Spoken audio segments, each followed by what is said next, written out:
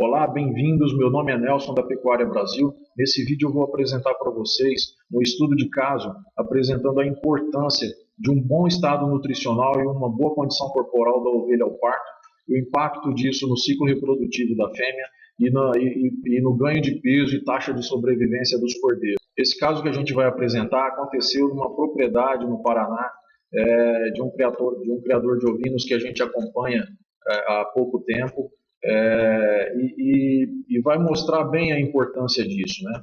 Essa propriedade, quando a gente começou a trabalhar alguns meses atrás, ela estava bem desorganizada, não tinha um manejo nutricional adequado, não tinha divisão de lotes, né? As categorias estavam todas misturadas, não tinha como fazer uma alimentação adequada para todas elas, atender a necessidade específica de cada uma. O manejo reprodutivo também não estava adequado, tinha ovelhas que estavam bastante atrasadas na reprodução e até sem estar expostas a um macho reprodutor, estavam fora de monta, numa época que teria que estar em monta. O estado sanitário do rebanho também não estava adequado, uma mortalidade bastante alta. Enfim, tinha bastante problemas, bastante coisas a resolver. E quando a gente começou a assessorar essa propriedade, nós começamos a organizar, né, os lotes de manejo, fazer uma alimentação adequada, atacamos as principais doenças, começou a reduzir o índice de mortalidade e dentro de 2 a 3 meses já tinha um bom resultado, né, a coisa já estava com uma cara bem diferente. Enfim, foi feito um trabalho bastante completo nessa propriedade, não só com relação ao controle zootécnico, mas numa consultoria bem completa no gerenciamento e em todo o sistema de produção da ovinocultura dentro dessa propriedade. E depois de uns 6 meses que a gente estava acompanhando essa propriedade, foi que nós implantamos o controle zootécnico, vinham sendo feitas pesagens rotineiras, anotações de reprodução, anotações reprodutivas, de sanidade, de mortalidade, enfim, todo o controle zootécnico bem completo. Teve uma pesagem rotineira que o proprietário levantou uma questão que os cordeiros que estavam ali em terminação, depois do desmame, não estavam ganhando bastante peso, né? Bem aquém do que aquilo que era esperado, principalmente para aquela raça e considerando a alimentação que estava sendo dada, que já tinha sido melhorado, né? Estava com uma condição bem melhor, divisão de lotes, animais vacinados, vermifugados, enfim. Já era para ter um resultado mais expressivo, né, na melhoria do ganho de peso. E aí eu peguei os dados para avaliar e desenvolvi uma estatística, mostrei ali para ele o que estava acontecendo. Então isso tudo se fundamentou no quê? No que a gente quer dizer aqui nesse vídeo. Todo o ciclo reprodutivo da fêmea, ele é integrado, né? Uma fase depende da outra. A fêmea ela tem um pré-parto, por exemplo, que é muito importante, que ela tem que chegar a uma condição adequada ao parto. Ela tem que parir numa condição adequada para dar sequência em todo o restante do ciclo. Então, se ela não pare numa condição adequada, isso compromete todo o ciclo dela futuro. É o ciclo que vai iniciar novamente, né? Ela vai demorar a retornar à atividade reprodutiva, vai demorar a entrar em cio de novo, ela não vai ter uma boa capacidade de aleitar seus cordeiros, então isso vai prejudicar o desenvolvimento dos cordeiros. Os cordeiros vão nascer mais fracos, mais leves, porque se a ovelha não tinha uma boa condição nutricional nesse terço final de gestação, principalmente nesse terço final, não teve um desenvolvimento adequado, eles nascem mais leves. Então aumenta até a taxa de mortalidade de cordeiros e também diminui o ganho de peso deles, porque eles nascem mais fracos. Junto com o fato de que a ovelha vai produzir pouco leite, o ganho de peso fica bastante comprometido. Aí essa ovelha vai demorar a entrar em cio de novo, vai demorar a começar a se reproduzir e ter uma nova gestação, apresentar uma nova gestação, e isso atrasa todo o ciclo dela. E se nesse ciclo ela não se recuperar até o próximo parto, o ciclo se repete, vira um ciclo vicioso, e o desempenho do plantel como um todo aí fica bastante comprometido. Então, como que a gente avalia se essas ovelhas estão numa condição adequada, né, nutricionalmente falando, ao parto? Uma das formas de avaliar é com a medição de score corporal, né, que é uma técnica que você utiliza e você avalia alguns pontos no corpo do animal e você vai detectar o grau de deposição de gordura que ele está ali.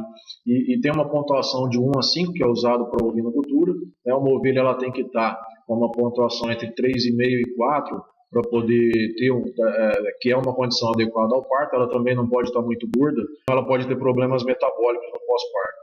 É uma das formas. E o ideal é que você venha acompanhando isso antes do parto, né? Não só no parto, mas você tem que avaliar a ovelha antes para saber se ela se ela vai chegar numa condição adequada, se você precisa pesar um pouco mais na alimentação dela, separar algum lote que está mais magro, enfim, fazer algum manejo ali para poder melhorar a condição e chegar com todo o rebanho, todo o lote de ovelhas que estão no terço final, chegar lá no dia do parto e está com uma condição adequada. Mas nessa propriedade, a gente usou um outro termômetro para fazer isso. Como a gente não tinha essa medida de score corporal, nós usamos o peso ao nascimento dos cordeiros. Ele reflete bem o estado corporal da fêmea, o estado nutricional da fêmea. Uma fêmea bem nutrida pare cordeiros mais pesados, uma fêmea subnutrida pare cordeiros mais leves. Então a gente já tinha esse histórico de peso ao nascimento, o ganho de peso durante a fase de aleitamento e o ganho de peso pós-desmama. E é essa a estatística que eu vou mostrar para vocês para fundamentar, para ilustrar bem isso que a gente está falando aqui. Então, nessa primeira tabela, a gente apresenta o mês de nascimento dos animais e a sua correlação com o peso ao nascimento.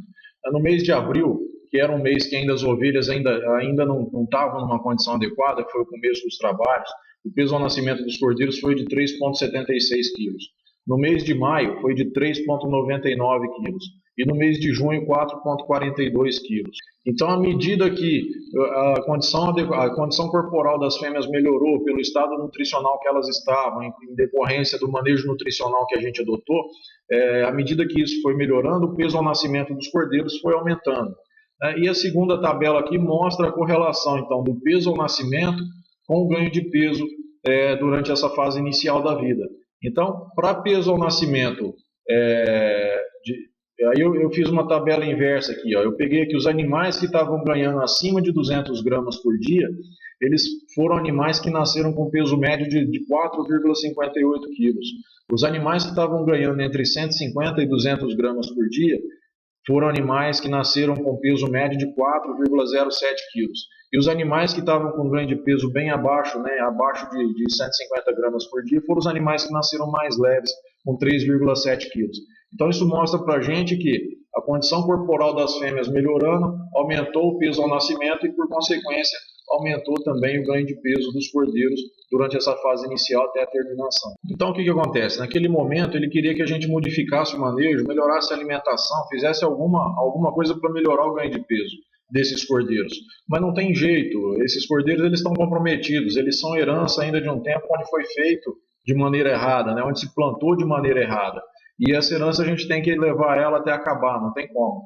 Então o que isso ilustra? Não adianta você gastar, não adianta melhorar o manejo desses animais, melhorar a alimentação, que era o que o proprietário queria fazer naquele momento, porque não vai resolver. Esses animais eles estão comprometidos, Eles já tiveram um comprometimento desde quando estavam se desenvolvendo no útero da mãe. Então, o que você fizer agora, você vai gastar muito para ter um resultado muito pequeno, talvez, se conseguir alguma coisa a mais, muito pequeno que não vai compensar, não vai ter um custo-benefício favorável. O que resta fazer é esperar. É uma herança de um tempo em que a coisa foi feita de maneira errada. Você tem que esperar e agora, desse momento em diante, colher os frutos de um trabalho bem feito, que vai te levar a um resultado melhor no futuro. Não tem muito o que fazer. Não adianta você gastar a vela com defunto ruim, essa é a verdade, Finalizando então esse vídeo, gostaria de agradecer a você que assistiu. Curtam nossa página no Facebook, inscrevam-se no nosso canal no YouTube, deixem seu e-mail, cadastre seu e-mail lá no nosso site para a gente avisar vocês quando tiver mais vídeos, quando outros vídeos forem postados. Espero ter contribuído um pouco com vocês com essa informação, que eu acho bastante importante, tem um bom impacto aí em todo o processo produtivo da ovinocultura. Peço a vocês para deixarem seus comentários, deixem suas dúvidas, eu vou responder a todas. Coloquem aí alguma experiência, isso enriquece o nosso trabalho. Mais uma vez, obrigado a todos vocês, até o próximo vídeo.